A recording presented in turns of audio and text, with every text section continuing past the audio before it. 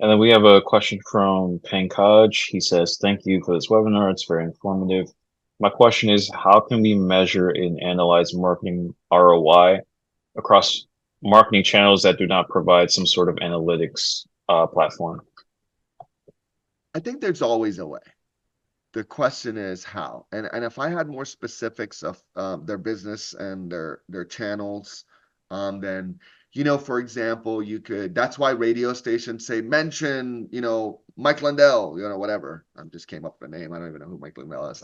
But anyways, the whole idea is mention, go for, whatever. And they say, or also in terms of your intake, having your intake staff document, or have a list of channels and mediums that you're using and saying, hey, how did you hear about us?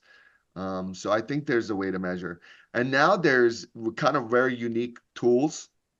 For example, I'll share one very more modern concept with you guys that takes a traditional concept, an offline concept, and turns it into an online concept. And for example, there you can send out postcards, and the postcard has a code on it that has an offer.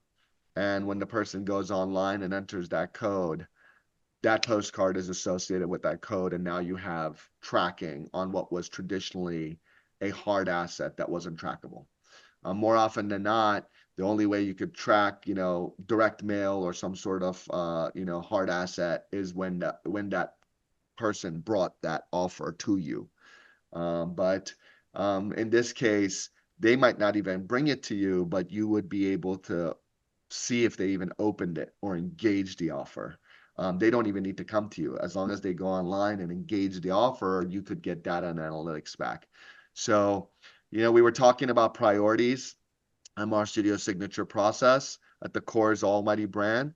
Then you have priority one, two, three, four. Priority number four is data and analytics.